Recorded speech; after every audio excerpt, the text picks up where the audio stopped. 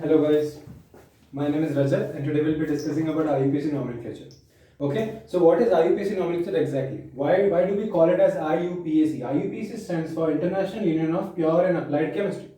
In this type of nomenclature, there is a union of scientists all over the globe. These scientists have given a particular system of naming chemical compounds. Okay, that system is universal. Okay, it is constant all over the globe. Therefore, it becomes easy for us to communicate with some other scientists belonging to some other country regarding a specific compound.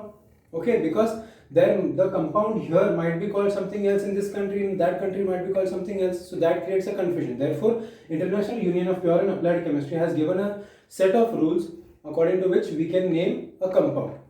Okay, so today we'll discuss about IUPAC nomenclature of organic compounds.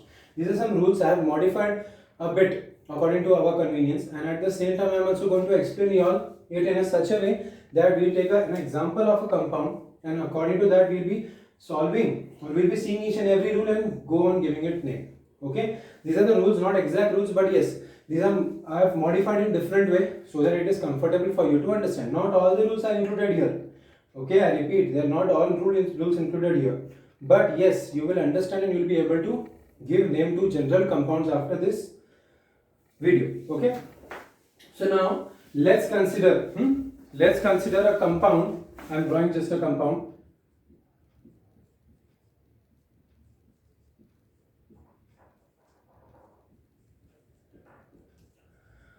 Okay, this is a compound. I can see this compound and I need to give it IUPAC name. I'm not considering trivial name system or maybe common name system here.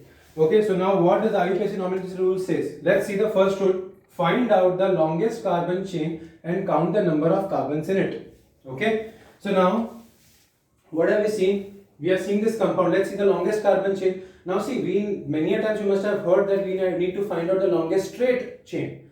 So straight chain is okay. Straight chain is anything which is connected, or when the carbons are connected in a line with the bonds, that is what is straight chain. Okay, so now you can see here 1, 2, 3, 4, 5. This is a straight chain. This is called as longest carbon chain. Let's see there are any other longest carbon chains possible or not. 1, 2, 3. 3 carbon is not long, right? We have already 5. 1, 2, 3, 4, 5. So this is also one carbon chain. So what can I see? I can see there are 3 carbon chains existing. This is one carbon chain. Okay. This is another carbon chain. And this is the third carbon chain. So longest carbon chain is of 5 carbons. There are 2 chains of 5 carbons. You can consider any of them then. Okay, no, not a problem. But here, as we are seeing this, we need to consider or try to consider the straight chain itself, which is in a straight line, so that it is easy for you for further nomenclature or for further giving its name or numbering. Okay, so what they have said, find out the longest carbon chain and count the number of carbons in it. Longest carbon chain, let's consider this blue one. So longest carbon chain is the blue one. According to how many carbons are there in it? 5, as we counted. Okay, 1, 2, 3, 4, 5. So the longest carbon chain contains 5 carbon atoms. So I write here 5. Okay, what is phi called in Greek? If you remember the previous video which I had given on IUPAC nomenclature, in that we had seen phi is generally called as pent. Okay, so this is pent. Just remember pent from this. From this first point we need to take pent. Second point says, check the nature of bonds between carbons belonging to the selected straight chain. So selected straight chain is this straight one. So what is the nature of bonds? It means what you need to check, either the bond is single bond, carbon-carbon single bonds, all of them, or carbon-carbon double bonds, or carbon-carbon triple bonds. You need to check. Okay, if there are carbon-carbon single bonds, it will be what? It will be alkane. Carbon-carbon double bonds, it will be alkene. In carbon-carbon triple bond, it will be alkyne. Okay, so now when I see the nature of the bonds between the carbons in the straight chain, single, all are single bonds. Okay, all are single bonds. So therefore I will consider it as alkane. So it is alkane. So from alkane, we generally had highlighted ANE at the end in last video. Okay, so according to that, just highlight this is alkane now. 5 carbon alkane. Okay, let's see the third point now. Name the parent chain. Now how to name the parent chain? Prefix. A word is made up of 2 elements. Okay, if I say any word, maybe I say alkyne. So alkyne is made up of 2 parts, ALK and YNE. ALK is the prefix, YNE is the suffix. Similarly, Now we need to name the parent chain. How? Prefix should be taken from point 1. So point 1's prefix is what? Pent. And suffix should be taken from point 2. Point 2 suffix is alkane. So ane from alkane comes. So it means I can label it. I can give the name of parent chain as PENT, pent, and ane from alkane. So the longest carbon chain or the parent carbon chain has the name pentane. After that, let's come to the next point. What they have said, number the carbons in the longest chain in such a way that carbon showing branch should have smaller number. So this longest carbon chain had to be numbered. So each and every carbon in this carbon chain has to be numbered. Now how we have to number this? We have to number from the end. Now we can number from two sides. We can either number from left to right or from right to left. It is up to us. But what rule do we need to follow? We need to see the carbon in the straight chain. The carbon which has branch, it means this carbon should have a smaller number. Some smaller numerical value. Okay, so I can count from here 1, 2, 3, 4, 5. So if I am labeling from or numbering from left to right, I can number it as 1, 2, 3, 4 and 5. And if I am numbering from right to left, it becomes 1, 2, 3, 4 and 5. So when I am labeling from or numbering from left to right, it is on second position. On second carbon I can see a branch. Okay, and if I am numbering from right to left on fourth position. So which one is preferable? The left to right one, the upper one. So I just rub this. Okay, and the preferable numbering pattern will be from left to right, because what they have said, the carbon showing branch should have smaller number or smaller numerical value containing digit. So this is the numbering pattern now. Further, what they have said, name the group attached on the branch. So on this branch, second carbon's branch, there is a group. Which group is present? You can see there is CH3. CH is nothing but the methyl group. In last video we had discussed. So it is methyl group. Okay.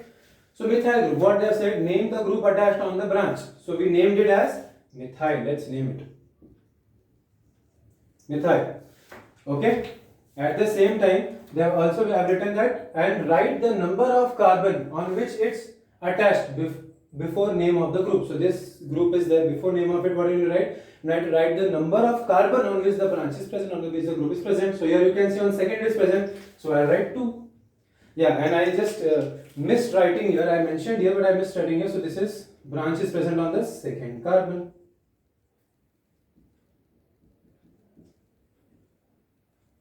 So we have got 2 methyl. Now what we need to do?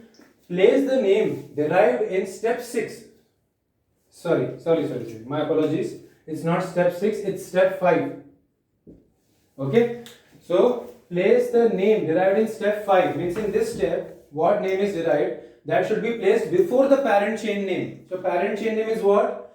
Pentane. So it means I will write it as what? I can write it as 2-methyl as mentioned. Okay.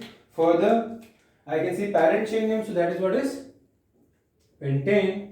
Right here. Okay. Finally, what they have said, place hyphen. This is hyphen. Okay. Between number and word or word and number, and comma between number and number or word and word in IUPAC name. So this is your final IUPAC name. So I reconstruct the IUPAC name, rewrite it. Let's rewrite it as 2-methyl pentane. Okay, I'm just using different colors for your convenience because I've mentioned the same before also. Okay, you can write in single color only. So pentane. Now what I have just said, or what have I written here, that place a hyphen between number and word or word and number. So it means this is number and word, 2 is number and methyl is word, so hyphen. At the same time, we need to place a comma between number and number or word and word. So this is a word, methyl word, pentane. So comma. So this completes the name. This compound which we have written is 2-methyl pentane. Okay, understood? Okay, I'll just read out the steps once again so that it is convenient for you to understand. First, find out the longest carbon chain and count the number of carbons in it. So we counted the longest carbon chain. We saw there were 3 carbon chains. One was of 3 carbon and 2 were of 5 carbons. So therefore, longest, this straight chain only was taken, that was 5. So 5 stands for pent. Next, check the nature of the bonds between carbons belonging to the selected straight chain. Okay. So see the bonds how they are. All are single bonds. So single bond alkane. Name the parent chain. So parent chain was named by combination of two words, pent and ane, pentane. Then number the carbons present in the longest carbon chain in such a way that the carbon showing branch should have smaller numerical value. Therefore we numbered from left to right. Therefore on second carbon we have branch. Then name the group attached on the branch. So that was methyl. So I wrote methyl and place the number of the carbon on which the branch is present. That's 2. So 2 methyl. 6. Place this name which is derived, okay, before the parent chain name. So 2 methyl pentane. Okay. And finally place hyphen between number and word or word and number, and comma between number and number or word and word in IUPAC name. So this is finally a name. Okay. Clear? Thank you. This is just a basic outline. We can discuss more and more types of IUPAC compounds. There are more complicated names too, but we will be discussing. This is the basic behind it. So you need this. Okay. If you need anything else for me to make video on, you can definitely ask me in the comment section. Okay. Thank you guys.